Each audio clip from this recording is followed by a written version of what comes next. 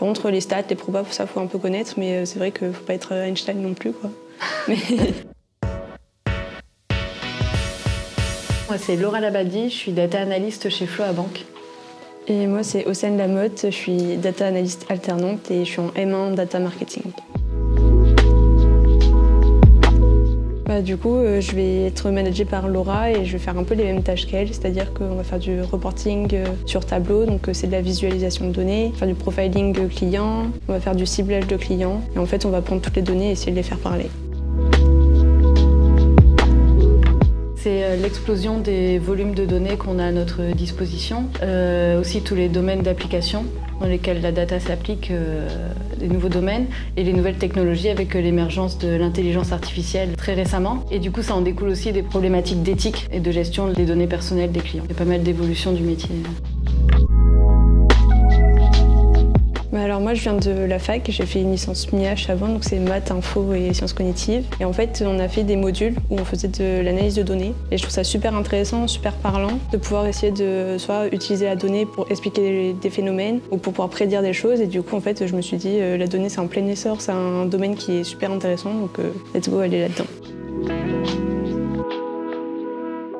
Du coup, ça me permet de prendre beaucoup de recul sur les sujets et ma transmission de connaissances à Océane. Je travaille sur plein de domaines, donc c'est très intéressant de lui transmettre ça sur du marketing, du recouvrement, du risque. Vraiment cette façon aussi d'être dans la pédagogie et pas seulement d'exécuter les missions.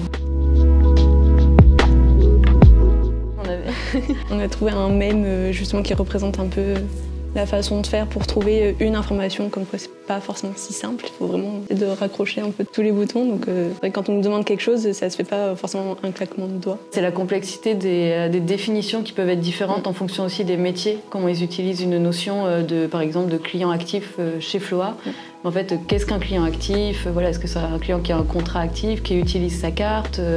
Donc il y a plein de notions différentes. Les personnes d'entreprise n'ont pas forcément la même définition en fonction de leurs usages et de leurs problématiques propres à chacun. Donc du coup, on nous demande des fois des questions qui paraissent simples, mais qui en fait sont plus complexes à définir.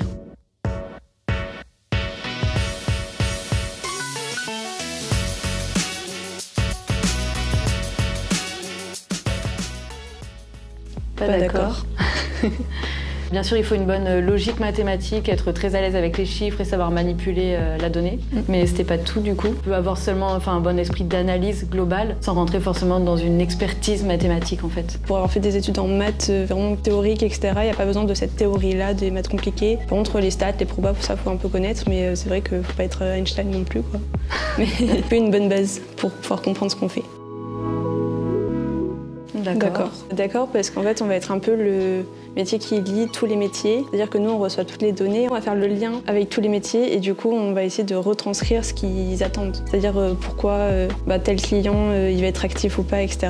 On va essayer de leur expliquer en quoi nous, on voit dans les stats que c'est un actif ou pas. Et après, en tant que traducteur de la donnée, c'était aussi faire parler la donnée et trouver du sens aux chiffres et pas seulement sortir des chiffres et essayer parce qu'un chiffre peut vouloir tout dire. En fait, on peut vraiment l'interpréter comme on veut. Donc c'est vraiment traduire et donner du sens aux chiffres. Pas d'accord. Il y a plein d'outils qui ne sont pas du reporting, mais qui sont de l'extraction de données. Même avec Excel, on peut déjà faire aussi des analyses et faire parler justement la donnée ou avec des langages de programmation type Python, R, qui ne sont pas des outils de reporting du coup. Oui, puis on peut aussi nous développer des outils qui nous permettent de faire de l'extraction, de l'analyse, de la visualisation, etc. Donc on ne va pas seulement utiliser des logiciels qui sont déjà existants. D'accord, mais c'est pas tout. C'est-à-dire que oui, il faut être débrouillard parce qu'il faut aller chercher et comprendre comment ça fonctionne. Il faut essayer des fois de trouver dans telle table, on a des tables de données et savoir d'où provient l'information, etc.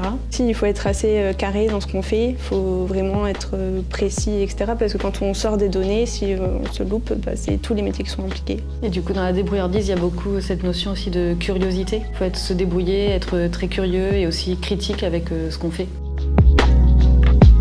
D'accord. Du coup, oui, on pense que c'est essentiel. Après, pour moi, Océane est bien montée en compétences, c'est bien adapté à l'environnement Floa, donc ça a été assez facile de lui faire confiance sur ses premiers mois d'alternance en tout cas. Merci. Non, ouais, c'est vrai qu'avoir une bonne relation entre tuteur et alternant, c'est hyper important parce que déjà, ça nous met en confiance en tant qu'alternant. Et puis même pour la relation en général, on se sent à l'aise, on a envie d'aller au travail. Et c'est hyper intéressant d'avoir quelqu'un avec qui on peut échanger facilement.